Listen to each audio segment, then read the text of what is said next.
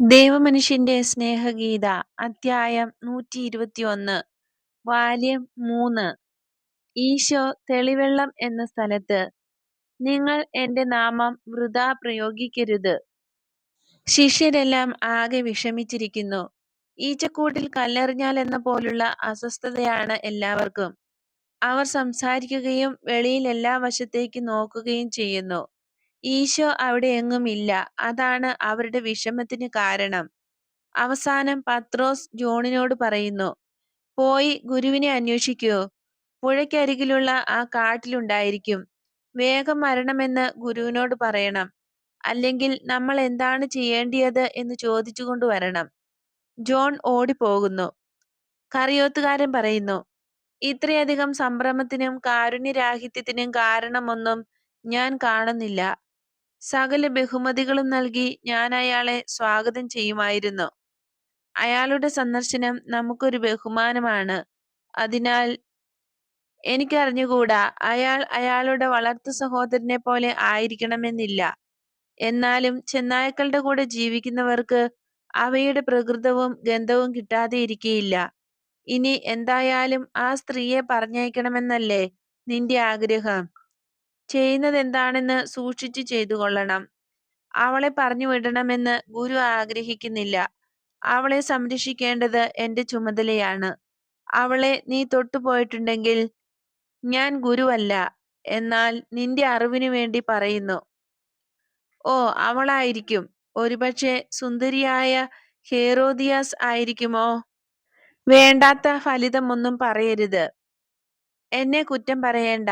നീയല്ലേ രാജകീയമായ സംരക്ഷണവും നൽകി രാജ്ഞിയെപ്പോലെ. ഗുരു എന്നോട് പറഞ്ഞു, അവളെ ആരും ശല്യപ്പെടുത്താതെ നോക്കിക്കൊള്ളണം, അവളെ ബഹുമാനിക്കണം എന്ന്. അതാണ് ചെയ്യുന്നത്. എന്നാൽ അവൾ ആരാ നിനക്കറിയാമോ? തോമസ് ചോദിക്കുന്നു. എനിക്കറിഞ്ഞുകൂടാ. അമ്പടാ, ഞങ്ങളോട് പറ, നിനക്കറിയാം. പലരും നിർബന്ധിച്ചു ചോദിക്കുന്നു. എനിക്കൊന്നും അറിഞ്ഞുകൂടാന്ന് ഞാൻ ശപഥം ചെയ്ത് പറയുന്നു. ഗുരുവിന് തീർച്ചയായും അറിയാം, എന്നാൽ എനിക്ക് അറിഞ്ഞുകൂടാ. നമുക്ക് ജോണിനെ കൊണ്ട് അവനോട് ചോദിപ്പിക്കണം. അവൻ ജോണിനോട് എല്ലാം പറയും. എന്താ ജോണിന് ഇത്ര പ്രത്യേകത? നിന്റെ സഹോദരൻ ഒരു ദേവനാണോ? അല്ല യൂദാസേ, നമ്മളിൽ ഏറ്റവും നല്ലവൻ അവനാണ്. നിങ്ങളാരും ഇതേക്കുറിച്ച് ബന്ധപ്പെടേണ്ട. അൽഫയൂസിന്റെ മകൻ ജെയിംസ് പറയുന്നു, എന്റെ സഹോദരൻ ഇന്നലെ അവളെ കണ്ടു.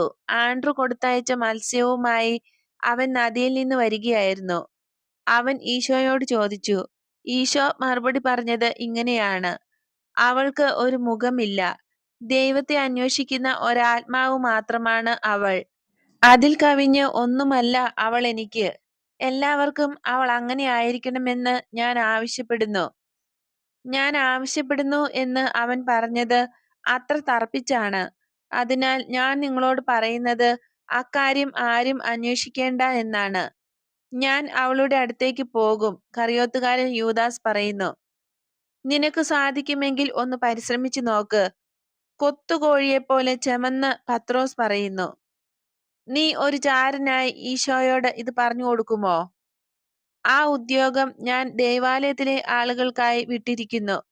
തടാകത്തിലെ ആളുകളായ ഞങ്ങൾ ജോലി ചെയ്താണ് ജീവിക്കുന്നത്, അല്ലാതെ വാർത്ത പരത്തിയല്ല. യോനായുടെ പുത്രനായ സൈമണിൽ നിന്ന് ഇങ്ങനെയൊരു കുറ്റാരോപണം ഉണ്ടാകുമെന്ന് ഭയപ്പെടേണ്ട. എന്നാൽ എന്നെ വെറുതെ അസഹ്യപ്പെടുത്തരുത്. ഗുരുവിനെ ധിക്കരിക്കുവാനുള്ള സ്വാതന്ത്ര്യവും എടുക്കരുത്. ഞാൻ ഇവിടെ ഉണ്ടെന്ന് ഓർത്തോണം. അപ്പോൾ നീ ആരാ? എന്നെപ്പോലെ ഒരു സാധു മനുഷ്യൻ. അതെ, അതെ, നിന്നേക്കാൾ പാവപ്പെട്ടവൻ, പരുക്കൻ, മണ്ടൻ. അതെനിക്കറിയാം. പക്ഷേ അതൊന്നും എന്നെ കുണ്ഠിതപ്പെടുത്തുന്നില്ല. എന്നാൽ എന്റെ ഹൃദയം നിന്റേതുപോലെ ആയിരുന്നാൽ എന്തായിരിക്കും എന്നോർത്തിട്ടുള്ള ഉത്കണ്ഠയേ ഉള്ളൂ. ഗുരു എന്നെ ഒരു ജോലി ഏൽപ്പിച്ചു, ഞാൻ അത് ചെയ്യുന്നു, അത്രയേയുള്ളൂ. എന്റേതുപോലെ നിന്റെ ഹൃദയമോ എന്ന് പറഞ്ഞതിൽ എന്തോ കുറവുള്ളതുപോലെ. ഇത്ര അരോചകമായി എന്റെ ഹൃദയത്തിൽ എന്താണ് ഉള്ളത്? പറയൂ, എന്നെ കുറ്റപ്പെടുത്തൂ, എന്നെ ശിക്ഷിക്കൂ. സ്വർഗത്തെ ഓർത്ത് ദയവായി ഒന്ന് നിർത്തൂ. തീഷ്ണനായവൻ ഉറക്കെ പറയുന്നു. ബർത്തലോമിയോയും കൂടെ ചേർന്ന് പറയുന്നു. യൂദാസെ നിർത്തൂ. പത്രോസിന്റെ ആ നരച്ച മുടിയെ മാനിക്കൂ. ഞാൻ എല്ലാവരെയും ബഹുമാനിക്കുന്നുണ്ട്. പക്ഷേ എന്റെ ഉള്ളിൽ എന്താണ് ഉള്ളതെന്ന് എനിക്കൊന്നറിയണം. ഞാനിപ്പോൾ വിളമ്പിത്തരാമല്ലോ. ഞാനൊന്ന് പറഞ്ഞോട്ടെ. അതിനുള്ളിൽ അഹങ്കാരമുണ്ട്. ഈ അടുക്കള നിറയാനും മാത്രം അഹങ്കാരം. പിന്നെ കള്ളത്തരവും ജഡമോഹവും. ഞാൻ കള്ളനോ? അവരെല്ലാവരും കൂടെ യൂദാസിന്റെ ന്യൂനതകൾ പറയുന്നു. തന്നിമിത്തം യൂദാസ് ബഹളം വയ്ക്കുന്നില്ല. സൈമൺ വളരെ ശാന്തമായി പത്രോസിനോട് പറയുന്നു, എന്റെ സ്നേഹിത, എന്നോട് ക്ഷമിക്കണേ. ഞാൻ നിന്നോട് ഒരു കാര്യം പറഞ്ഞുകൊള്ളട്ടെ. അവന് അവന്റെ കുറ്റങ്ങൾ ഉണ്ട്. എന്നാൽ നിനക്കും ചില ന്യൂനതകൾ ഉണ്ട്. അതിലൊന്ന് നിനക്ക് ചെറുപ്പക്കാരോട് സഹിഷ്ണുതയില്ല എന്നുള്ളതാണ്. അവരുടെ പ്രായം, കുടുംബം, പിന്നെ എന്തെല്ലാം പരിഗണിക്കേണ്ടതുണ്ട്. നോക്കൂ, നീ ഈശോയ്ക്ക് വേണ്ടി എല്ലാം ചെയ്യുന്നു. എന്നാൽ ഇതുപോലുള്ള വാഗ്വാദങ്ങൾ തളർത്തിക്കളയുകയാണെന്ന് നിനക്ക് അറിഞ്ഞുകൂടെ? യൂദാസിനെ ചൂണ്ടിക്കാണിച്ചുകൊണ്ട്. അവനോട് ഞാൻ പറയുന്നില്ല. എന്നാൽ പ്രായവും പക്വതയും പരമാർത്ഥതയുമുള്ള നിന്നോട് ഞാൻ യാചിക്കുന്നു. ഗുരുവിന് തന്റെ ശത്രുക്കൾ നിമിത്തം എത്രയധികം വിഷമമുണ്ട്. അവന്റെ വേദനകൾ നമ്മൾ എന്തിനാണ് വർദ്ധിപ്പിക്കുന്നത്? അവന്റെ ചുറ്റും എത്രയധികം ശത്രുതയുണ്ട്. അവന്റെ വീട്ടിലുള്ള നമ്മളും അതുപോലെ ആയാലോ? ശരിയാണ്, ഈശോയ്ക്ക് വളരെ ദുഃഖമാണ്. ശരീരം വളരെ ക്ഷീണിച്ചും പോയി. യൂദാസ് തദേവൂസ് പറയുന്നു. രാത്രിയിലാണെങ്കിൽ കിടക്കയിൽ തിരിയുകയും മറിയുകയും ദീർഘശ്വാസം വിടുകയും ചെയ്യുന്നത് കേൾക്കാം. ഈയിടെ ഒരു രാത്രിയിൽ ഞാൻ എഴുന്നേറ്റ് ചെന്നു. അപ്പോൾ കാണുന്നത് പ്രാർത്ഥിക്കുകയും കരയുകയും ചെയ്യുന്നതാണ്. എന്തിനാണ് കരയുന്നതെന്ന് ഞാൻ ചോദിച്ചു.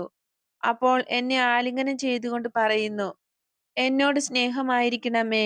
രക്ഷകനാകുക എന്നത് എത്ര ബുദ്ധിമുട്ടുള്ള കാര്യമാണ്. ഞാനും കണ്ടു. ഒരു ദിവസം നദീതീരത്തുള്ള വനത്തിൽ വച്ച് കരഞ്ഞ മുഖമാണ് ഞാൻ കണ്ടത്. ഫിലിപ്പ് പറയുന്നു. കാര്യം അറിയാനുള്ള എന്റെ നോട്ടം കണ്ടപ്പോൾ അവൻ പറയുകയാണ്, സ്വർഗവും ഭൂമിയും തമ്മിലുള്ള വ്യത്യാസം എന്താണെന്ന് പറയാമോ? ദൈവസാന്നിധ്യം നേരിട്ട് കാണാൻ ഭൂമിയിൽ കഴിയുകയില്ല എന്നതൊഴിച്ചാൽ പിന്നെ എന്തു വ്യത്യാസമാണുള്ളത്?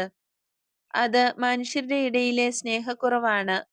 ഒരു കൊലക്കയർ പോലെ അതെന്നെ ശ്വാസം മുട്ടിക്കുന്നു. ഞാൻ ഇവിടെ വന്നിരിക്കുന്നത് ചെറിയ പക്ഷികൾക്ക് ധാന്യങ്ങൾ വിതറിക്കൊടുക്കാനും പരസ്പരം സ്നേഹിക്കുന്ന സൃഷ്ടികളാൽ സ്നേഹിക്കപ്പെടാനും വേണ്ടിയാണ്. കറിയോത്തുകാരൻ യൂദാസ് ലെവലില്ലാത്തതുപോലെ നിലത്തേക്ക് വീണ് ഒരു കുട്ടിയെപ്പോലെ കരയുന്നു. ആ സമയത്താണ് ഈശോ ജോണുമായി കയറി വരുന്നത്. എന്തുപറ്റി? എന്തിനാണ് കരയുന്നത്? ഗുരുവേ, അത് എന്റെ കുറ്റമാണ്. ഞാൻ ഒരു തെറ്റ് ചെയ്തു. ഞാൻ യൂദാസിനെ നിശ്ചിതമായി കുറ്റപ്പെടുത്തി. പത്രോസ് പരമാർത്ഥതയോടെ പറയുന്നു. ഇല്ല, ഞാനാണ് കുറ്റം ചെയ്തത്. ഞാൻ നിനക്ക് വിഷമം വരുത്തുന്നു. ഞാൻ നല്ലവനല്ല. ഞാൻ വിഷമിപ്പിക്കുന്നു. ആളുകളെ ദേഷ്യപ്പെടുത്തുന്നു. ഞാൻ അനുസരിക്കുന്നില്ല. പത്രോസ് ചെയ്തത് ശരിയാണ്. എന്നാൽ നല്ലവനാകാൻ എന്നെ സഹായിക്കൂ. കാരണം എന്റെ ഉള്ളിൽ ഇവിടെ എന്തോ എന്റെ ഹൃദയത്തിലുണ്ട്. ഞാൻ ഇഷ്ടപ്പെടാത്ത കാര്യങ്ങൾ എന്നെക്കൊണ്ട് ചെയ്യിക്കുന്നത് അതാണ്. അതിന് എന്നേക്കാൾ ശക്തിയുണ്ട്. ഞാൻ അങ്ങേക്ക് സന്തോഷം നൽകാനാണ് ആഗ്രഹിക്കുന്നത്. എങ്കിലും ഗുരുവേ, അങ്ങേക്ക് വിഷമങ്ങളാണ് ഞാൻ വരുത്തുന്നത്. എന്നെ വിശ്വസിക്കൂ, ഞാൻ പറയുന്നത് സത്യമാണ്. തീർച്ചയായും യൂദാസേ, എനിക്ക് സംശയമില്ല. ആത്മാർത്ഥതയുള്ള ഒരു ഹൃദയത്തോടെ, യഥാർത്ഥമായ തീക്ഷ്ണതയോടെയാണ് നീ എന്റെ അടുത്ത് വന്നത്.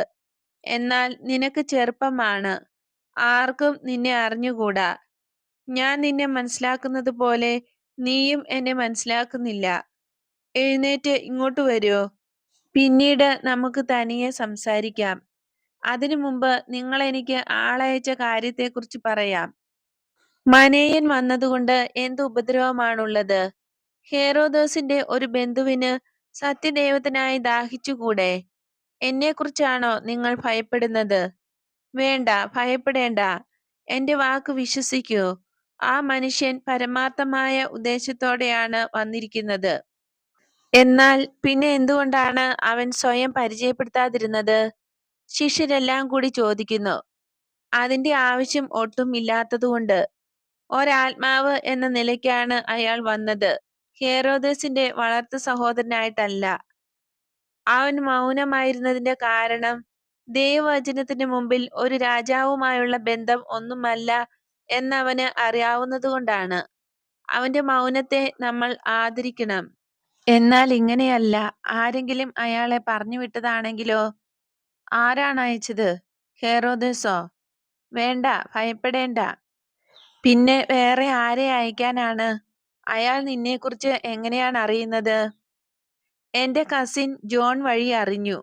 ജയിലിലായിരുന്നപ്പോൾ അവൻ എന്നെക്കുറിച്ച് പറഞ്ഞില്ലെന്നാണോ നിങ്ങൾ വിചാരിക്കുന്നത്? കൂസ വഴിയും ജനക്കൂട്ടങ്ങൾ വഴിയും പ്രീശരുടെ വിരോധം വഴിയും വൃക്ഷങ്ങളിലെ ഇലകളും വായുവും എന്നെക്കുറിച്ച് സംസാരിക്കുന്നു. നിശ്ചലമായ വെള്ളത്തിലേക്ക് ഒരു കല്ലെറിഞ്ഞിരിക്കുന്നു. വെൺകല തകിടിന്മേൽ വടികൊണ്ട് അടിച്ചിരിക്കുന്നു. തിരമാലകൾ പടർന്ന് പടർന്ന് വിദൂരങ്ങളായ ജലാശയങ്ങൾ വരെ എത്തുന്നു. തകിടിലുണ്ടായ ശബ്ദം അന്തരീക്ഷത്തിൽ ഏറ്റുവാങ്ങുന്നു. ദൈവപുത്രന്റെ വെളിപ്പെടുത്തൽ അങ്ങനെ ലോകം മുഴുവൻ നിറഞ്ഞു നിൽക്കുന്നു. ഈശോ എന്ന് പറയാൻ ഭൂമി പഠിച്ചിട്ടുണ്ട്. അത് ഈ നാമം ഉച്ചരിക്കുന്നതിൽ നിന്ന് വിരമിക്കുകയില്ല. നിങ്ങൾ പോകൂ. മറ്റുള്ളവരോടെന്ന പോലെ അയാളോടും കരുണയോടെ പെരുമാറുക. നിങ്ങൾ പോയിക്കൊള്ളൂ. ഞാൻ ഇവിടെ യൂദാസുമായി സ്വല്പം സംസാരിക്കട്ടെ. ശിഷ്യന്മാരെല്ലാം പുറത്തേക്കിറങ്ങുന്നു. ഇപ്പോഴും കരഞ്ഞുകൊണ്ടിരിക്കുന്ന യൂദാസിനെ നോക്കിക്കൊണ്ട് ഈശോ ചോദിക്കുന്നു, കൊള്ളാം, നിനക്ക് എന്നോട് പറയാനൊന്നുമില്ലേ? നിന്നെക്കുറിച്ച് എല്ലാം എനിക്കറിയാം. എന്നാൽ അത് നിന്നിൽ നിന്ന് കേൾക്കണമെന്ന് ഞാൻ ആഗ്രഹിക്കുന്നു. എന്തിനാണ് നീ കരയുന്നത്? അതിനേക്കാൾ അധികമായി എന്തുകൊണ്ടാണ് ഇത്ര അതൃപ്തിയും ബുദ്ധിഭ്രമവും കാണിക്കുന്നത്? ശരിയാണ് ഗുരുവേ, നീ അത് പറഞ്ഞു. പ്രകൃതത്താലെ ഞാൻ അസൂയാലുവാണ്. നിനക്കത് തീർച്ചയായും അറിയാം. ഓരോന്ന് കാണുമ്പോൾ ഞാൻ വേദനിക്കുകയാണ്. വളരെ കാര്യങ്ങൾ എന്നെ വേദനിപ്പിക്കുന്നു. അത് എന്നെ പ്രക്ഷുബ്ധനാക്കുകയും സമനില തെറ്റിക്കുകയും ചെയ്യുന്നു. ചീത്തയാകാൻ ആഗ്രഹമില്ലെങ്കിലും ഞാൻ ചീത്തയായി പോകുന്നു. വീണ്ടും കരയാൻ തുടങ്ങാതെ. എന്തിനെക്കുറിച്ചാണ് നിനക്ക് അസൂയ? നിന്റെ യഥാർത്ഥ ആത്മാവിനോട് സംസാരിച്ച് തഴങ്ങണം. നീ വളരെ സംസാരിക്കുന്നുണ്ട്, വളരെ കൂടുതൽ. എന്നാൽ അതെങ്ങനെ? നിന്റെ പ്രകൃതവും മനസ്സും പോലെ. പറയാനുള്ളത് വളരെ വളഞ്ഞ് ബുദ്ധിമുട്ടിയാണ് നീ പറയുന്നത്. ഞാൻ നിന്നെക്കുറിച്ചാണ് സംസാരിക്കുന്നത്, നിന്റെ അഹം എന്നതിനെക്കുറിച്ച്. കാരണം മറ്റുള്ളവരെക്കുറിച്ച് സംസാരിക്കുമ്പോഴും മറ്റുള്ളവരോട് സംസാരിക്കുമ്പോഴും നീ ഒരു നിയന്ത്രണവും വയ്ക്കുന്നില്ല. നിന്റെ ജഡത്തോടും ഒരു നിയന്ത്രണവും പരിധിയും നീ വച്ചു കാണുന്നില്ല. അത് നിന്റെ ഭ്രാന്തുള്ള കുതിരയാണ്. പന്തയത്തിന്റെ മാനേജർ നിനക്ക് 2 ഭ്രാന്തൻ കുതിരകളെ തന്ന് വണ്ടി ഓടിപ്പിക്കുന്നത് പോലെയാണ്. ഒന്ന് നിന്നിലുള്ള ജഡികതയാണ്. മറ്റേത് എന്താണെന്ന് ഞാൻ പറയണമോ? വേണമോ? തിരുത്താൻ നീ ആഗ്രഹിക്കാത്ത തിന്മയാണത്. നീ കഴിവുള്ള, എന്നാൽ ഒരു ശ്രദ്ധയും സൂക്ഷ്മവും ഇല്ലാത്ത വണ്ടിക്കാരനാണ്. നിന്റെ കഴിവിൽ നീ ആശ്രയിക്കുന്നു. അത് മതിയെന്ന് നീ വിചാരിക്കുകയും ചെയ്യുന്നു. നിനക്ക് ഒന്നാമനാകണം. ഒരു കുതിരയെയെങ്കിലും മാറിയെടുക്കാൻ നീ സമയം ചെലവഴിക്കുകയില്ല. നേരെ മറിച്ച് നീ അവയെ വേഗത്തിൽ ഓടിക്കാനായി പ്രഹരിക്കുകയും ചെയ്യുന്നു. ജേതാവാകാൻ നീ ആഗ്രഹിക്കുന്നു. മറ്റുള്ളവരുടെ കയ്യടി കിട്ടാൻ നിനക്ക് വലിയ ആഗ്രഹമാണ്. വിജയം നേടുന്നത് സ്ഥിരതയോടും ക്ഷമയോടും വിവേകത്തോടും കൂടെ ജോലി ചെയ്യുമ്പോഴാണെന്ന് നിനക്കറിഞ്ഞുകൂടെ? നിന്റെ ആത്മാവിനോട് സംസാരിക്കുക. നിന്റെ ഏറ്റുപറച്ചിൽ അവിടെ നിന്ന് വരണമെന്നാണ് ഞാൻ ആഗ്രഹിക്കുന്നത്. അതോ ഉള്ളിലുള്ളതെന്താണെന്ന് ഞാൻ പറയണമോ? നിനക്കും സമഭാവനയും സ്ഥിരതയും ഇല്ലെന്ന് ഞാൻ കാണുന്നുണ്ട്. അത് നിമിത്തവും ഞാൻ വേദനിക്കുന്നു. എന്തുകൊണ്ടാണ് നീ എന്നെ കുറ്റപ്പെടുത്തുന്നത്? നിന്റെ ദൃഷ്ടിയിൽ ഏതെല്ലാം കാര്യങ്ങളിലാണ് ഞാൻ പരാജയപ്പെട്ടിരിക്കുന്നത്? എന്റെ സ്നേഹിതരുടെ പക്കൽ നിന്നെ കൊണ്ടുപോകാൻ ഞാൻ ആഗ്രഹിച്ചപ്പോൾ എനിക്ക് പാവപ്പെട്ടവരുടെ കൂടെ ആയിരിക്കുന്നതാണ് ഇഷ്ടം എന്ന് പറഞ്ഞ് നീ നിരസിച്ചു. പിന്നീട് സൈമണും ലാസറസും നിന്നോട് ശക്തരായ ആരുടെയെങ്കിലും സംരക്ഷണം തേടുന്നതായിരിക്കും നല്ലതെന്ന് പറഞ്ഞപ്പോൾ നീ അത് സമ്മതിച്ചു. പിന്നെ നിനക്ക് പത്രോസിനോടും സൈമണോടും ജോണിനോടും വിവേചനയുണ്ട്. നീ പിന്നെ എന്തെല്ലാം കൂടെയുണ്ട്? വേറൊന്നുമില്ല ഈശോ. വിട്ടിത്തരം. തിരയുടെ മീതെയുള്ള പത. എനിക്ക് നിന്നോട് സഹതാപം തോന്നുന്നു. കാരണം യഥാർത്ഥത്തിൽ സന്തോഷം അനുഭവിച്ച് ജീവിക്കേണ്ട നീ തന്നെത്താൻ പീഡിപ്പിച്ച് സ്വയം നികൃഷ്ടതയിലേക്ക് താണിരിക്കുന്നു. ഈ സ്ഥലം ആഡംബരമാണെന്ന് നിനക്ക് പറയാൻ കഴിയുമോ?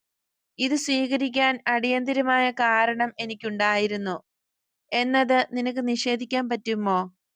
തന്റെ പ്രവാചകന്മാരുടെ നേർക്ക് ക്രൂരമായ ചിറ്റമ്മയായി സീയോൻ വർത്തിച്ചിരുന്നില്ലെങ്കിൽ ഞാൻ ഇവിടെ വരേണ്ട ആവശ്യം ഉണ്ടാകുമായിരുന്നോ?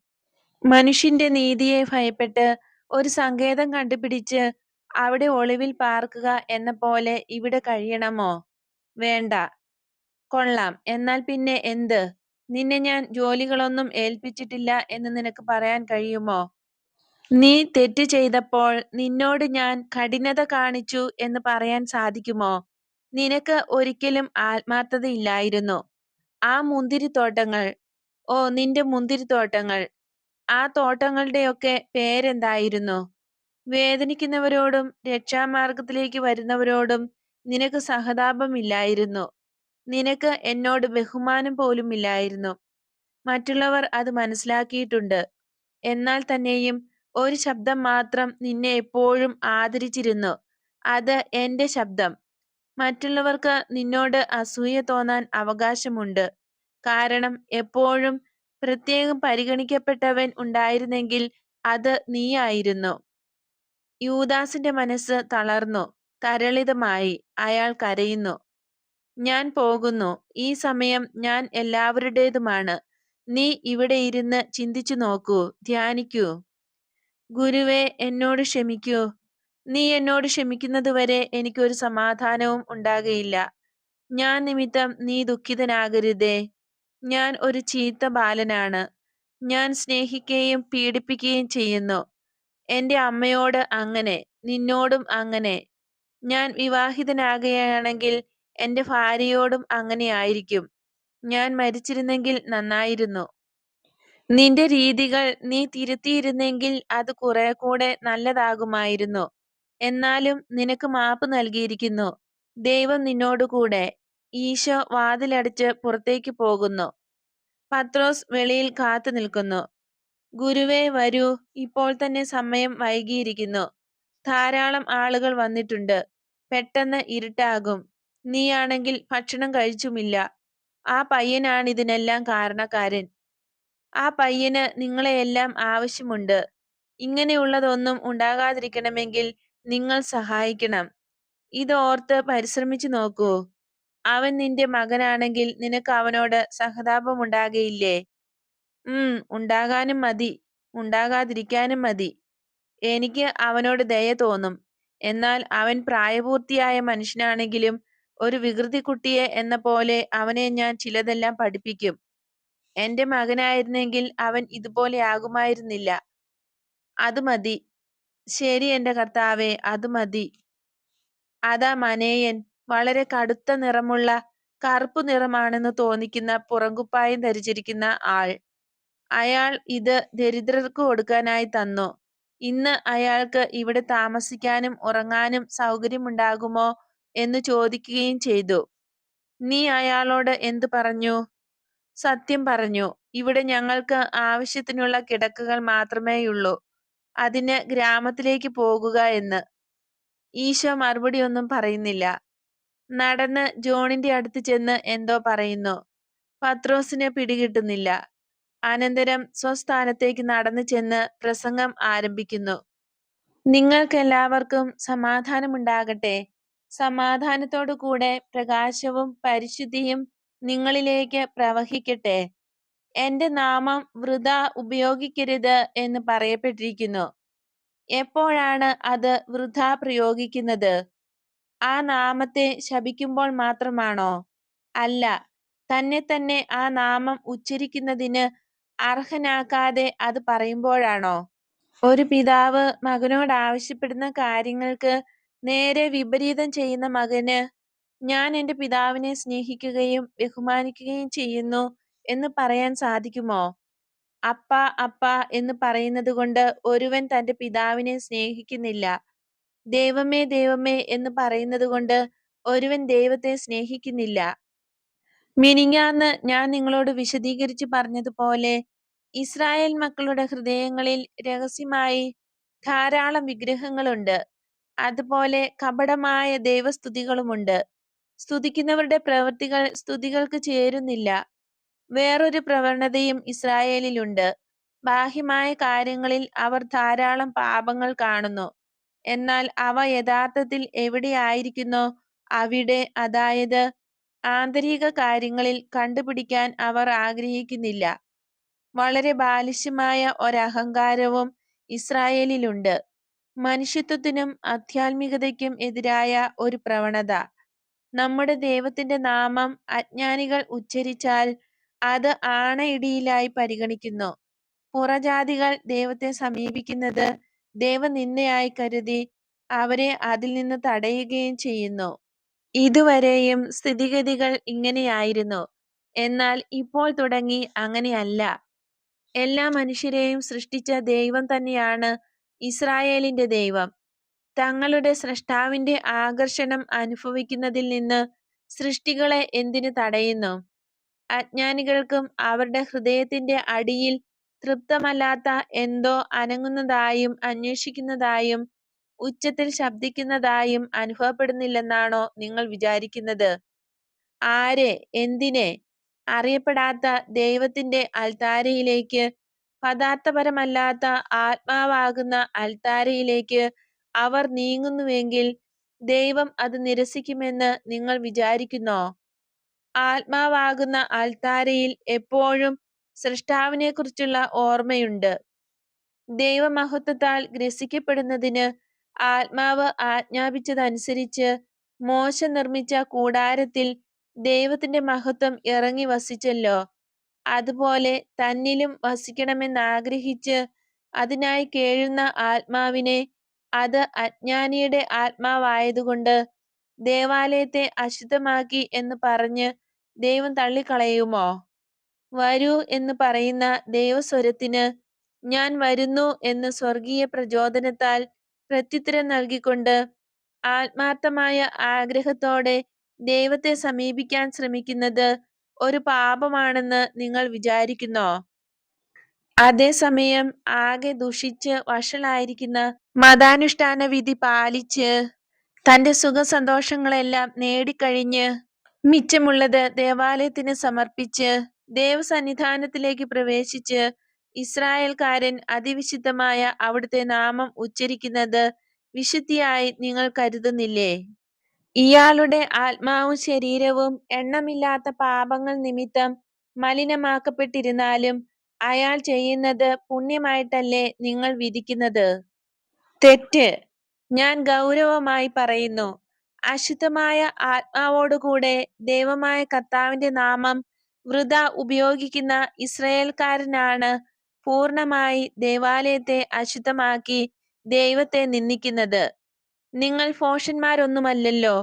നിങ്ങളുടെ ആത്മാക്കളുടെ സ്ഥിതി നിങ്ങൾ അറിഞ്ഞുകൊണ്ട് ആ സ്ഥിതിയിൽ ദൈവനാമം ഉച്ചരിക്കുന്നത് നിഷ്ഫലമാണെന്നറിഞ്ഞിട്ടും ആ നാമം ഉപയോഗിക്കുന്നത് വൃഥാ ആയിരിക്കും.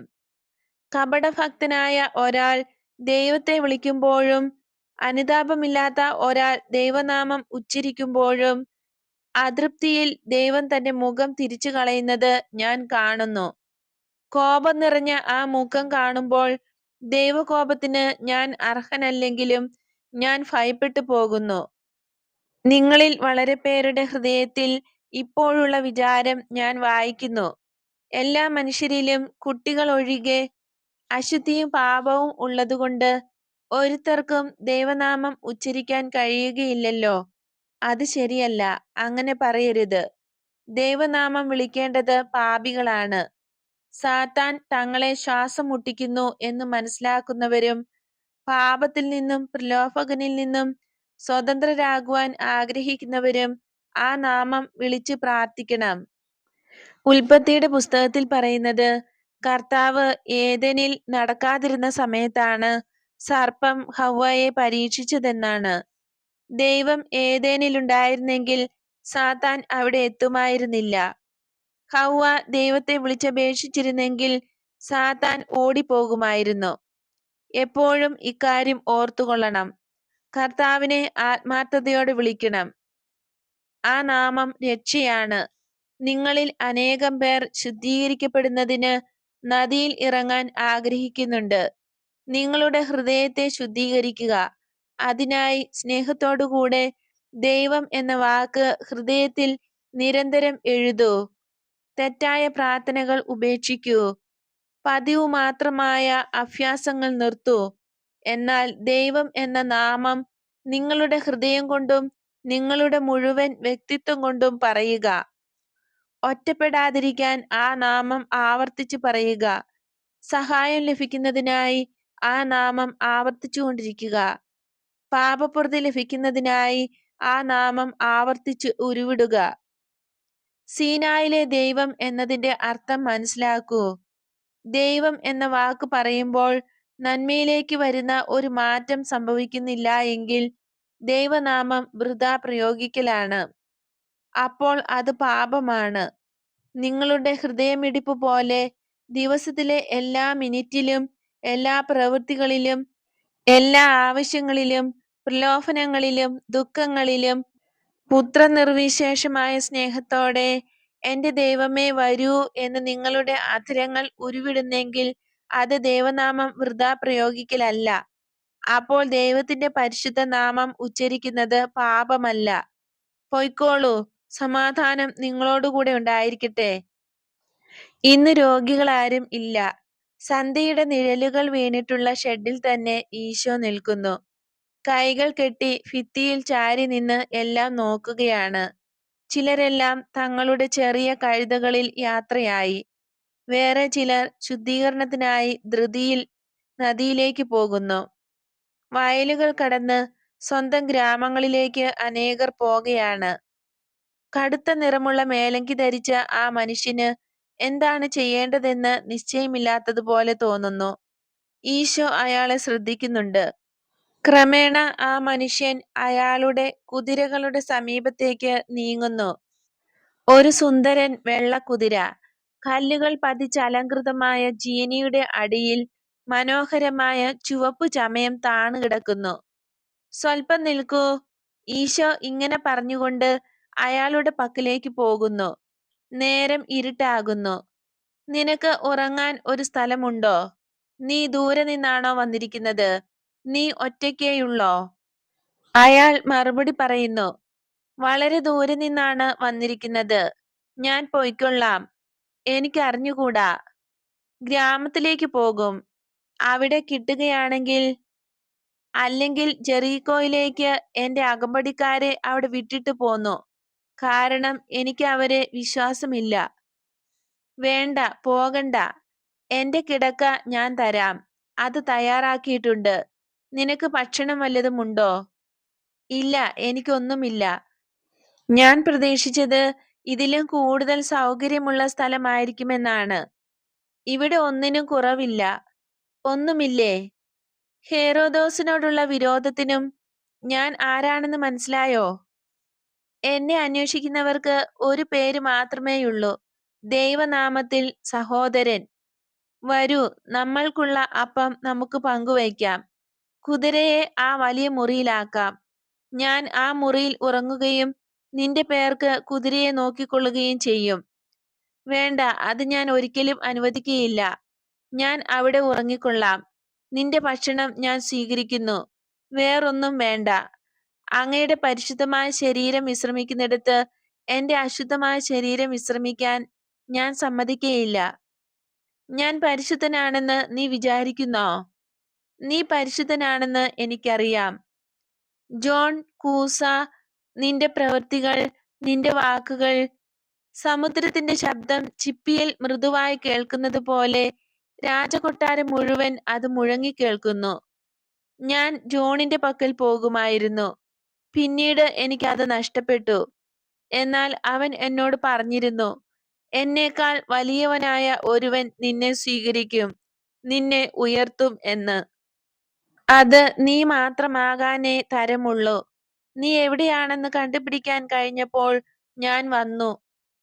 ഷെഡിൽ ഇവർ രണ്ടുപേരും തനിയേയുള്ളൂ. ശിഷ്യരെല്ലാം അടുക്കളയുടെ സമീപം താഴ്ന്ന സ്വരത്തിൽ സംസാരിച്ചുകൊണ്ടിരിക്കുന്നു. ഇടയ്ക്ക് ഏറുകണ്ണിട്ട് നോക്കുന്നുമുണ്ട്. ഇന്ന് സ്നാനം നൽകാൻ നിയുക്തനായിരുന്ന തീക്ഷ്ണൻ മാമോദിസ സ്വീകരിച്ച ആളുകളുമായി നദിയിൽ നിന്ന് വരുന്നു.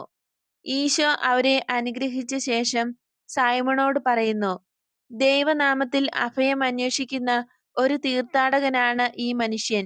ദൈവനാമത്തിൽ ഒരു സ്നേഹിതനായി ഇയാളെ നമ്മൾ അഭിവാദ്യം ചെയ്യുന്നു. സൈമൺ കുനിഞ്ഞ് വണക്കം നൽകുന്നു. അയാളും അപ്രകാരം ചെയ്യുന്നു. അവർ വലിയ മുറിയിലേക്ക് പോകുകയാണ്. മനേയൻ കുതിരയെ പുൽത്തൊട്ടിയിൽ കെട്ടുന്നു.